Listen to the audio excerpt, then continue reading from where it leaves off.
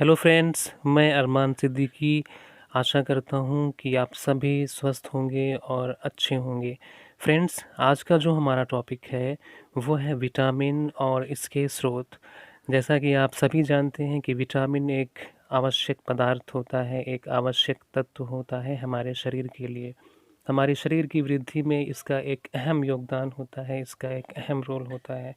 तो अगर हम बात करें विटामिन की, तो सबसे पहले इसकी जो खोज है वो फंक नाम के वैज्ञानिक ने किया, और अगर इसकी अध्ययन की बात की जाए तो सबसे पहले इसे अनपॉलिश्ड राइस पे अध्ययन किया गया।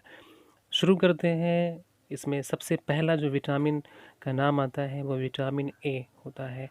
विटामिन ए का जो साइंटिफिक नेम होता है, इसे हम रासायनिक नाम भी कह सकते हैं, वो होता है रेटिनॉल। और इसकी कमी से रतौंधी नाम का रोग होता है। अगर स्रोत की बात की जाए तो गाजर, दूध और फल इस विटामिन के प्रमुख और मुख्य स्रोत होते हैं। इस चीज़ को ग्रहण करके हम विटामिन ए की कमी को दूर कर सकते हैं। Next, vitamin B 1। इसका रासायनिक नाम होता है थायमिन, और इसकी कमी से बेरी बेरी नाम का रोग होता है। और अगर स्रोत की बात की जाए तो मूंगफली, आलू और सब्जियां इसकी मुख्य स्रोत होती हैं। इसको ग्रहण करके हम विटामिन बी की जो भी कमी है उसको दूर कर सकते हैं। Next, vitamin B 2। Vitamin B 2 एक बहुत ही महत्वपूर्ण विटामिन होता है। इसका महत्व हमारे शरीर में काफ़ी प्रमुख है। और अगर इसके रासायनिक नाम की बात की जाए तो राइबोफ्लेविन इसका रासायनिक नाम होता है। और इसकी कमी से त्वचा का फटना, आँखों का रोग इत्यादि होते हैं। स्रोत की बात की जाए तो दूध और हरी सब्जियां इसके प्रमुख स्रोत हैं। Next, vitamin B 3।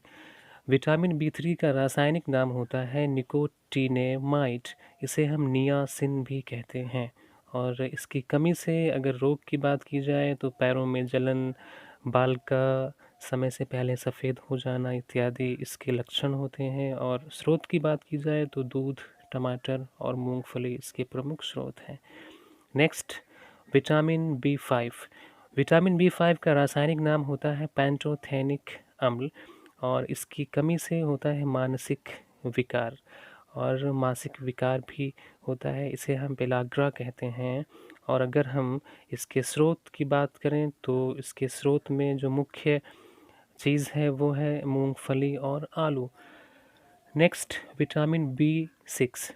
Vitamin B 6 का रासायनिक नाम होता है पायरिडॉक्सिन। और इसकी कमी से एनीमिया का रोग होता है। फ्रेंड्स, एनीमिया ऐसा रोग है जब किसी भी व्यक्ति को खून की कमी हो जाती है तो कहते हैं एनीमिया उसे हो गया, राइट। और इसका जो दूसरा लक्षण होता है, इसका जो दूसरा रोग होता है वो होता है त्वचा का रोग, यानी स्किन डिजीजेस। तो विटामिन बी 6 से एनीमिया और त्वचा का रोग होता है।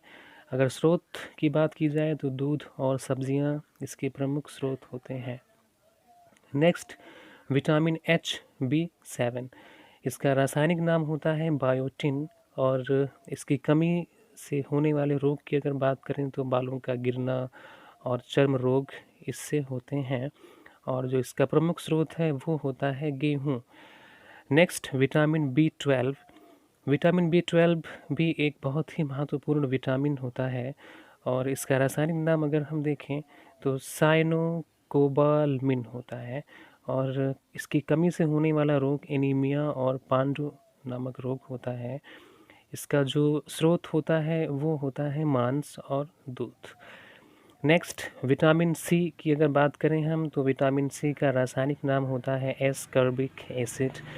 और इसकी कमी से होने वाले रोग पे अगर प्रकाश डाला जाए तो स्कर्वी और मसूड़ों का फूलना इससे होने वाला प्रमुख रोग होता है।